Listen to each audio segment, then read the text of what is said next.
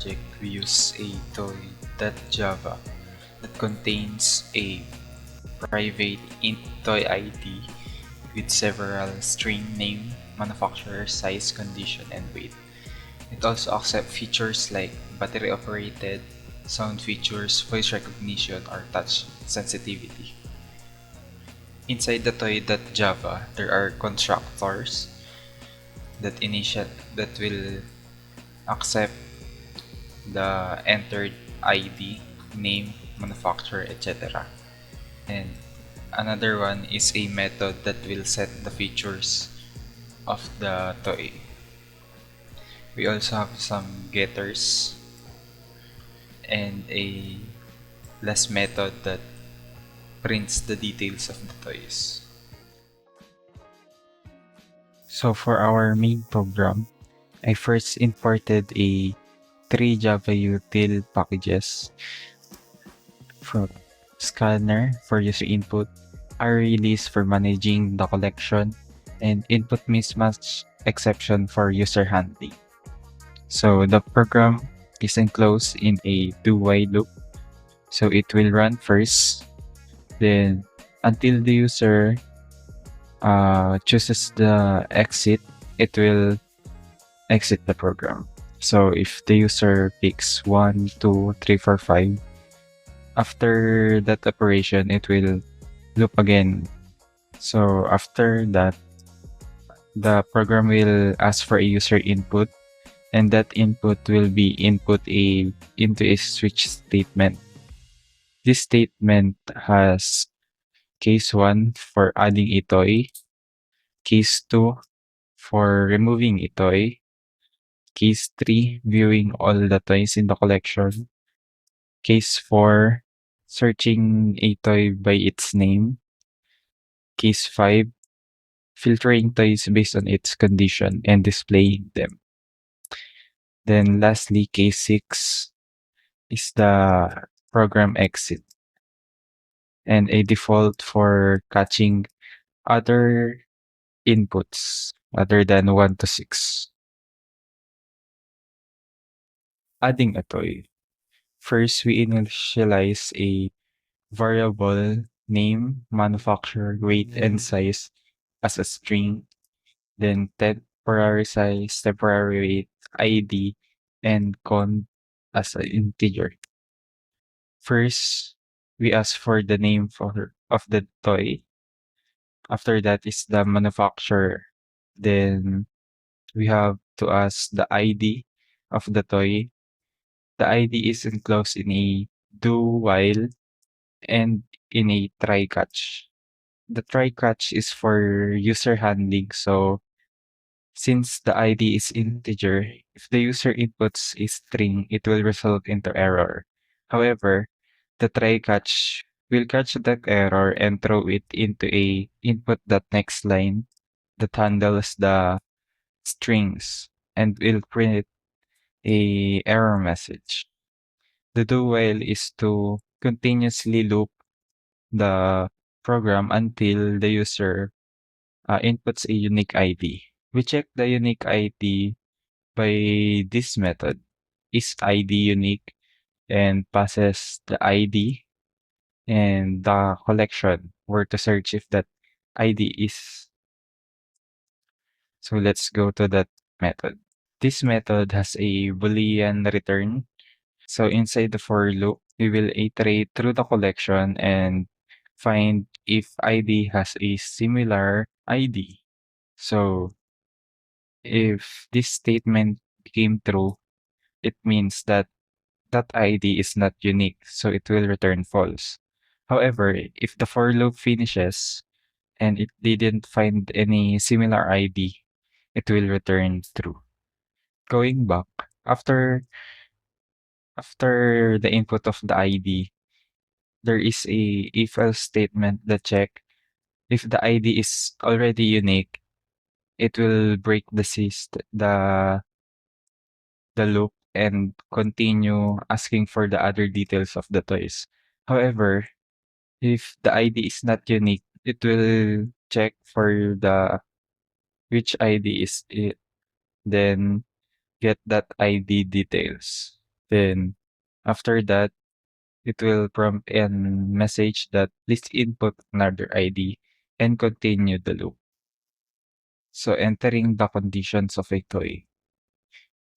In this code block, for entering the condition of the toy, it is enclosed with a do-while loop and a try-catch. Similar to the getting the unique ID, it will handle user errors. So for condition, it is presented with three options: new, use, and refurbish. After entering an integer, it will check if the condition meets the following. The entered value is less than 3 or greater than 1. Basically, it ensures that the entered integer is from 1 through 3, no more than 3 or less than 1.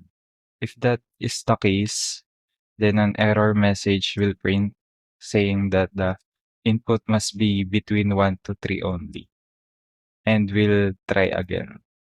Next, for the size, we first get the length and temporarily store it in a temp size integer. Then the size will convert that integer to string plus x. Since we are going to get this type format, length times width times height. After getting the length, we'll get the width, and similar to that, we will get the height. After we input the size, we will then input the weight of the toy in grams.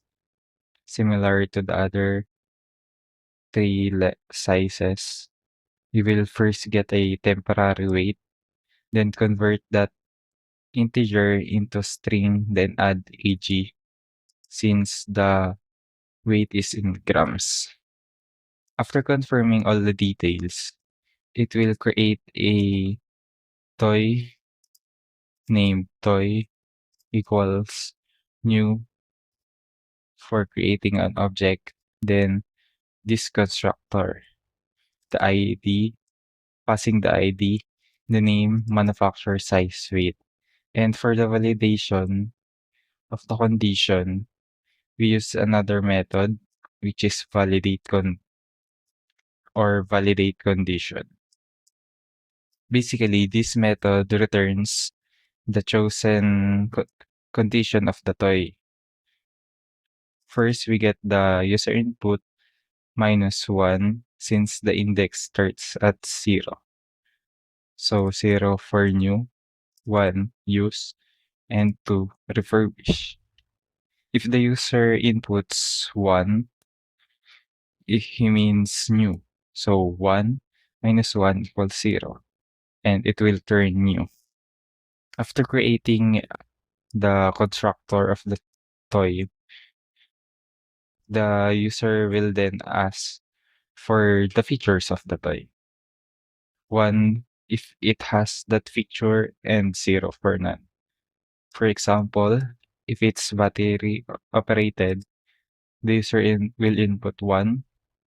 If has sound features, 1, etc. That will be then passed into the toy.setFeatures method inside the toy.java. That method accepts 4 Boolean values.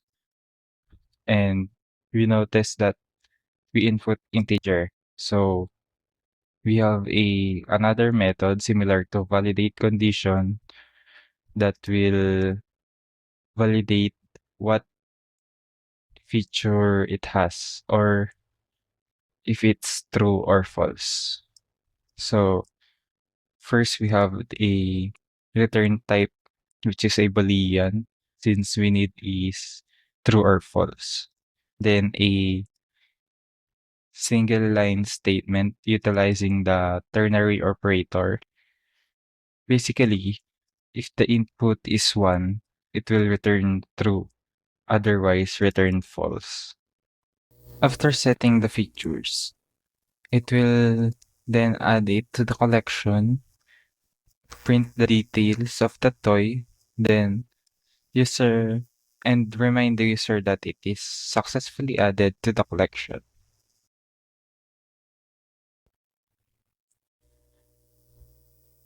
So removing a toy. In this, from now on, from case 2 to case 5, before we proceed to the operation, we will then first check if the collection has at least one toy or more. If not, it will continue the loop and an error message saying that there are currently no toys in the collection. So case 2, removing a toy. We need an integer input from the user. So after that, this integer input will go through a for loop that will traverse the collection and check if there are similar ID in that collection. So if ID equals toy collection that get the in get the based on the integer index, then get ID. If that is true, we will get the collection. We will get the toy details, then print it out the details of the toy to confirm that is the detail. Then we will remove it. Since there is only one ID, we will break it after it find a toy with that ID. If not, there will be an error message saying the no toy found with that ID and break the case. Case 3, viewing all the toys. In this statement, there is a for loop. Inside that for loop, we will iterate through the collection, then print the toy number and the toy details based on what iteration it is. And then it will print an end of collection, signifying there is no more toys. Case 4. First, we need a user string input for the name. Then Boolean toy present equals false for checking if there are toys named found. Then we will present into another for loop. Inside the for loop, there is an if condition. If toy that get I contains the user inputted name. If there if there are toys that contains the user input's name, it will print the details and print the separator and says that the toy is present is equal to true. After that, we will present into another toy present. If this remains false, it will print an error message saying no toy found. Name the name. Case number 5. Similarly to getting the condition of a toy, we are presented with a do while inside a try catch or try catch inside a do while loop. Inside this, we ask for a user input for the condition to be filtered by. This code is similar to adding a toy, wherein we ask for the condition based on the number. So if you want to be filter new conditions, you should input 1, or if you want the toy filtered is used, input 2, or if it is refurbished, input 3. After we get a condition to be filtered, it will pass into another for loop iterating through the collection. Inside this for loop, we have an if condition where we get the toy collection that index based on the what iteration it is, the get the condition of the toy, then compare it to the condition that the user inputs. Basically, if it's true, it means that that toy is the one to be filtered with. For example, if a toy with a condition of new and the user wishes to filter new conditions, it will result into true. Then it will go to print the details.